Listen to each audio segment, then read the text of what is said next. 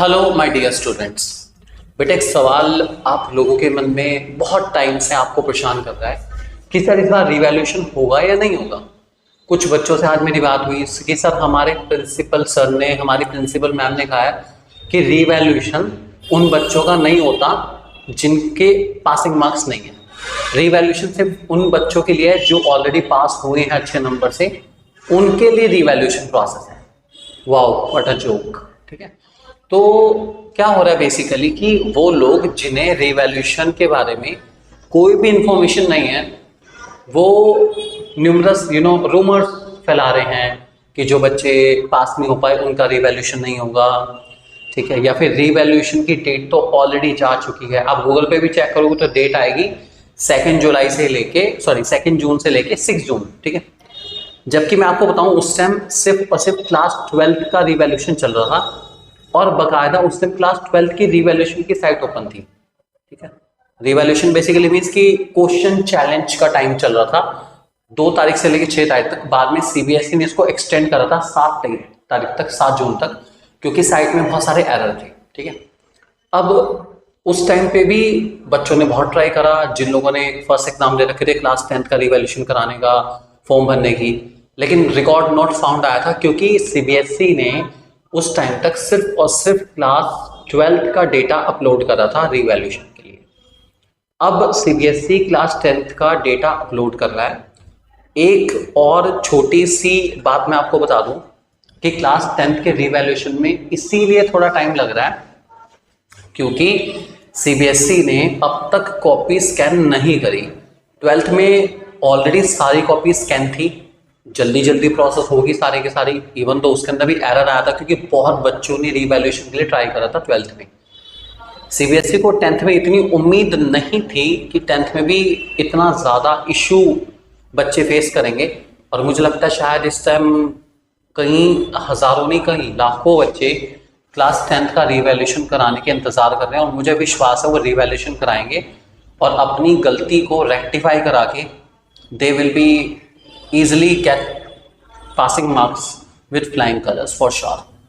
तो ये जो रूमर्स चल रहे हैं रिवैल्यूएशन नहीं होगा, हो चुकी है डेट, ये सब के सब रूमर्स हैं, कुछ नहीं है, अफवाहें हैं सारी की सारी। इन पे ध्यान मत दीजिए आप बिल्कुल भी, रूमर्स पे ध्यान नहीं देना है। रिवैल्यूएशन होगा, जरूर होगा। अभी सीबीएसई डेटा अपलोड कर रहा है आप लोगों का, थोड़ा टाइम लगेगा। दूसरा 12th के टाइम पे सीबीएसई की साइट क्रैश हो गई थी रिवैल्यूएशन वाली, बहुत इशू रहा, लोगों ने बहुत खरी खोटी सुनाई ट्विटर पे, एंड आप देखोगे जाके तो आपको पता चल जाएगा, बहुत ब्लंडर हुए थे। ठीक है, मतलब उन लोगों ने भी, उन चैनल्स पे भी ये सब दिखाया गया जिनका रिवैल्यूएशन का मतलब नहीं है, उन्होंने भी आके बताया जी हाँ जी रिवैल्यूएशन में ऐसा हो रहा है वैसा हो रहा है। उन्हें कुछ पता है या नहीं, समझ गया आप। मतलब जिन्होंने पहली बार जिंदगी में रिवैल्यूएशन के रिगार्डिंग वीडियो बनाई थी, ऐसे भी बहुत सारे चैनल अचानक से प्रकट हो गए थे। कोई बात नहीं, खैर अच्छी बात है, खैर इन्फॉर्मेशन पहुंचनी चाहिए बच्चों तक।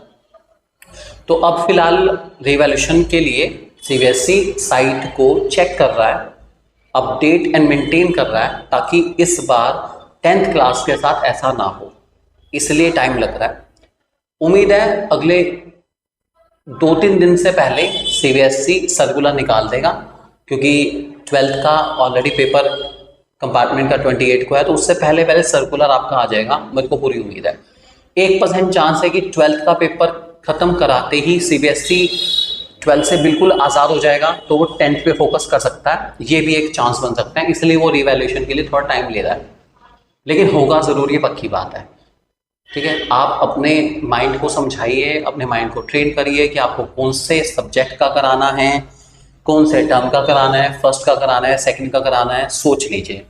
मैं आपसे एक छोटी सी चीज़ कहूँगा बहुत इंपॉर्टेंट, कि अगर आपके सेम मार्क्स है फर्स्ट एंड सेकंड में तो दोनों का कराना। अगर आपके फर्स्ट सेकंड में मार्क्स में एक आधे मार्क्स का डिफरेंस है तब भी दोनों का ही कराना। ठीक है, और अगर आपका सेकंड वाला पेपर ज़्यादा अच्छा हुआ है, ठीक है, तो आप सेकंड का कराओ, कोई दिक्कत नहीं। फर्स्ट वाला पेपर बहुत अच्छा हुआ है, फर्स्ट का कराओ, लेकिन थोड़ा सोच समझ के, क्योंकि चांस एक बार है, आपके पास दूसरा चांस नहीं होगा कि आप दोबारा से रिवैल्यूएशन करा पाए। It's once and in a once time है, डेट्स इट, खत्म। उसके बाद आप कुछ नहीं कर पाएंगे, फिर जो फैसला आएगा सीबीएसई का आपको उसको एक्सेप्ट करना पड़ेगा।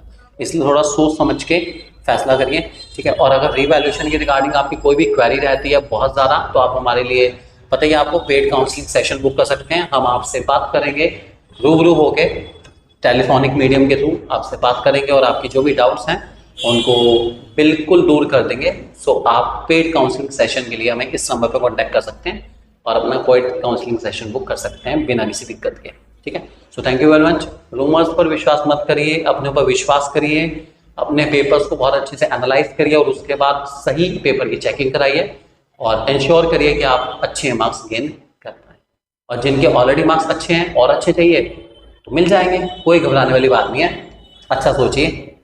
Thank you very much. So this is Nitesh Bajaj signing off for today. Thank you very much and God bless you all.